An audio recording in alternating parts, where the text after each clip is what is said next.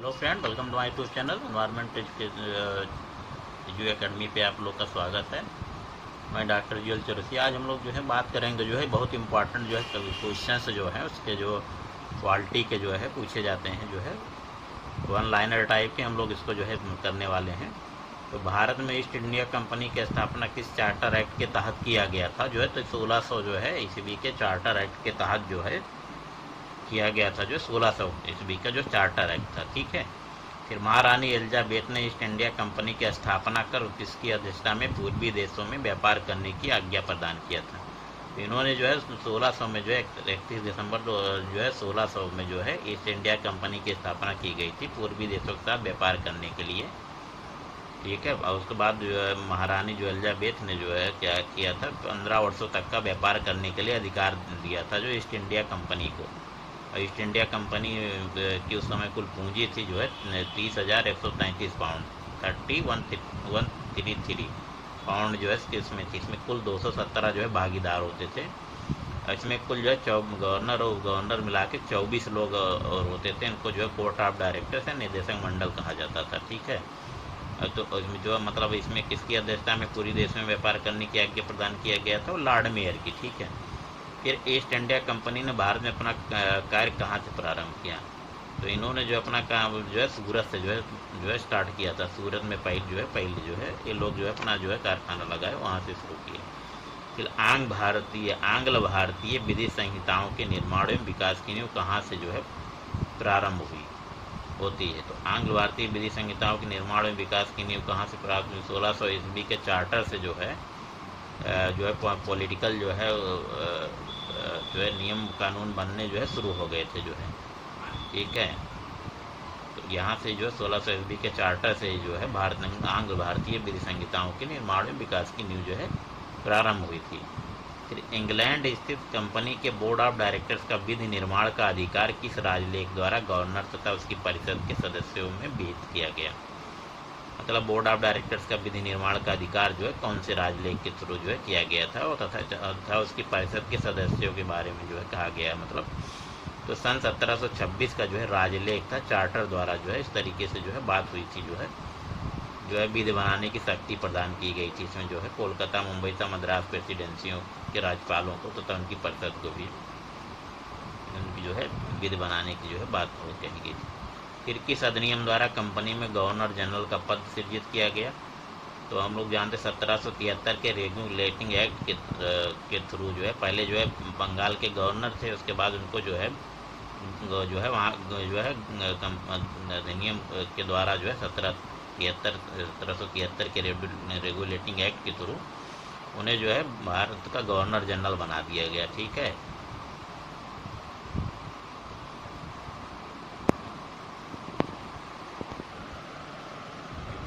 भारत के प्रथम governor general कौन बनाए गए थे? वारेन हेस्टिंग्स थे। उसके अलावा जो है 4 सदस्यीय परिषद बनाई गई थी। गवर्नर जनरल वारेन हेस्टिंग्स के 4 सदस्यीय परिषद में कौन कौन से लोग थे ये जो बताना था। तो इसमें फिलिप फ्रांसिस, क्लेवेरिंग, मानसन एवं वरवेल, ये 4 लोग थे जो है। और जो है ठीक है, वारेन हेस्टिंग्स के अलावा जो है 4 अलग जो परिषद के मेंबर थे जो है फिलिप फ्रांसिस थे, क्लेवेरिंग, मॉनसन एंड वरवेल थे जो है। फिर गवर्नर जनरल तथा उसकी परिषद किसके प्रति उत्तरदायी थी? तो ये जो है इंग्लैंड में स्थित जो बोर्ड ऑफ डायरेक्टर्स पहले बनाया गया था, इन लोग को वहाँ जवाब देना पड़ता था। ठीक है। ईस्ट इंडिया कंपनी की प्रबंधन शक्ति किसमें निहित थी? तो ईस्ट इंडिया कंपनी की प्रबंधन निहित जो है मैनेजमेंट पावर किसके अंदर थी? जो गवर्नर जनरल थे, उसमें उप गवर्नर जो है, और उसके अलावा जो है उनकी परिषद थी, इन लोगों को पावर थी जो है। फिर कोलकाता में जो है उच्चतम न्यायालय की स्थापना किस अधिनियम द्वारा की गई थी? जो 1773 का रेगुलेटिंग एक्ट था, इसके थ्रू जो है किया गया था। फिर उच्चतम न्यायालय में कितने न्यायाधीश सदस्य थे तथा मुख्य न्यायाधीश कौन था? तो इसमें जो 4 सदस्य थे जो है। मुख्य न्यायाधीश सर एलिजा एम्पे करके थे, ये जो है आप जो है मेन मुख्य न्यायाधीश यही थे। ठीक है। इसके अलावा जो है अन्य जो है 3 जो थे, चेम्बर्स थे, लिमेस्टन थे।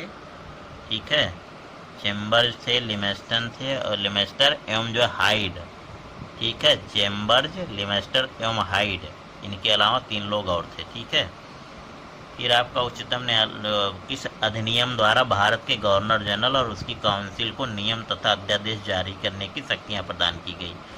तो ये जो है आपका 1773 के रेगुलेटिंग एक्ट के द्वारा ही जो है शक्ति प्राप्त की गई, दी गई थी, प्रदान की गई थी। किस अधिनियम द्वारा भारतीय लोगों से उपहार एवं रिश्वत लेने को प्रतिबंधित कर दिया गया? ये सब पूछे जाते हैं एग्जाम्स में, जो है कहीं न कहीं जो है आते ही रहते हैं, जो है इसीलिए जो है इसको याद रखना ज़रूरी है। चाहे आप जो है नेट का एग्ज़ाम दीजिए, चाहे हायर का एग्ज़ाम दीजिए, जो भी आप एग्ज़ाम दे रहे होंगे, सब क्वेश्चंस कहीं न कहीं पूछे ही जाते हैं। तो ये जो है रेगुलेटिंग एक्ट था 1773 का। बंगाल का प्रथम गवर्नर जनरल कौन था? जो है वारेन हेस्टिंग्स को जो है गवर्नर जनरल बंगाल का बनाया गया था। रेगुलेटिंग एक्ट 1773 के तहत कोलकाता में जो है उच्चतम न्यायालय की स्थापना कब की गई थी? जो तो 1774 ईस्वी में जो है की गई थी। ईस्ट इंडिया कंपनी पर संसदीय नियंत्रण का प्रथम प्रयास किस अधिनियम द्वारा किया गया? तो अब ईस्ट इंडिया कंपनी पर संसदीय नियंत्रण का प्रथम प्रयास वही 1773 का जो है रेगुलेटिंग एक्ट जो था, इसी के थ्रू तो बात की गई थी। फिर 1765 ईस्वी को एंग्लो इंडियन इतिहास का युग परिवर्तक काल किसने कहा? ठीक है, 1765 ईस्वी को एंग्लो इंडियन इतिहास का युग परिवर्तक काल किसने कहा? एल्बर्ट ने कहा था। फिर किस अधिनियम द्वारा भारतीय लोगों से उपहार व रिश्वत लेने को प्रतिबंधित कर दिया गया? अभी हम लोग पीछे पढ़े थे, रेगुलेटिंग एक्ट जो है 1773 के थ्रू जो है उपहार लेना है सब जो है प्रतिबंधित कर दिया गया। किस एक्ट के द्वारा सर्वोच्च न्यायालय की अधिकारिता से गवर्नर जनरल इन काउंसिल को मुक्त कर दिया गया था? तो ये 1781 का था, एक्ट ऑफ सेटलमेंट बोला जाता था।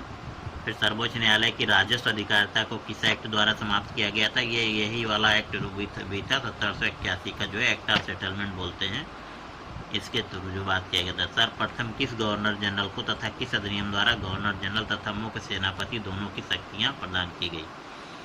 तो ये जो है आपका लॉर्ड कॉर्नवालिस को जो है 1786 के अधिनियम द्वारा जो है गवर्नर जनरल तथा मुख्य सेनापति दोनों की जो शक्तियाँ प्रदान की गई थी। किस अधिनियम द्वारा कंपनी के व्यापारिक एवं राजनीतिक कार्यों को एक दूसरे से पृथक कर दिया गया? तो पिट्स इंडिया एक्ट 1784 द्वारा जो है दोनों के कार्यों को अलग कर दिया गया। कंपनी के कर्मचारियों पर उपहार लेने पर प्रतिबंध कब लगा दिया गया था? अभी हम लोग जो है 1784 में पिट्स इंडिया एक्ट के द्वारा जो है इस पर प्रतिबंध लगा दिया गया। कंपनी के मामलों में ब्रिटिश सरकार का पहली बार कब नियंत्रण स्थापित हुआ? तो 1784 में पिट्स इंडिया एक्ट द्वारा जो है इसमें जो है नियंत्रण जो है स्थापित करने की बात हुई। फिर पिट्स इंडिया एक्ट के तहत निर्मित बोर्ड ऑफ कंट्रोल का अध्यक्ष कौन होता था? तो इसका बोर्ड ऑफ कंट्रोल का ब्रिटिश मंत्रिमंडल का जो है एक सदस्य जो है बनाया जाता था। फिर किस एक्ट द्वारा गवर्नर जनरल को अपनी परिषद के निर्णयों को अस्वीकृत करने की शक्ति पुनः दे दी गई और इसे आगे आने वाले गवर्नरों के लिए भी जो है विस्तृत किया गया? तो ये चार्टर एक्ट 1793 के द्वारा ऐसा किया गया था। नियंत्रण मंडल के सदस्यों को भारतीय राजस्व से वेतन देने का प्रावधान किस अधिनियम के तहत किया गया? जो बोर्ड ऑफ कंट्रोल के जो मेंबर थे उनको जो है राजस्व कहाँ से? भारतीय राजस्व से वेतन देने का प्रावधान किया गया था। तो वेतन यहाँ के भारतीय राजस्व से दिया जाएगा। 1793 का राजलेख था या चार्टर जो बोलते हैं। इसके तहत ईसाई मिशनरियों ने भारत में धर्म प्रचार की अनुमति कौन सा राजलेख प्रदान करता है? ये 1813 का जो है राजलेख था, जिसमें जो है ईसाइयों को जो आने के लिए जो है धर्म प्रचार करने के लिए दिया गया। ये लोग जो है अपना जो है एजुकेशन पे जो है 1 लाख रुपए जो है उसमें व्यय भी किए थे। तो ये आगे क्वेश्चन है, 1813 ईस्वी के चार्टर द्वारा भारतीयों की शिक्षा पर व्यय के लिए कितने राशि नियत की गई थी? 1 लाख रुपए जो है नियत किया गया था। भारत में आकर बसने तथा व्यापार करने के लिए आने वाले अंग्रेजों को लाइसेंस लेना किस चार्टर द्वारा अनिवार्य कर दिया गया? तो ये 1813 के चार्टर अधिनियम द्वारा जो है अनिवार्य कर दिया गया। इस अधिनियम द्वारा गवर्नर जनरल के सदस्यों की संख्या 4 से 3 कर दी गई, जिसमें से एक प्रांत का मुख्य सेनापति होना अनिवार्य था। तो इस 1784 के पिट्स इंडिया एक्ट के द्वारा ऐसा किया गया था। इसमें इतना ही, बाकी हम लोग आगे फिर आगे करेंगे। Thank you.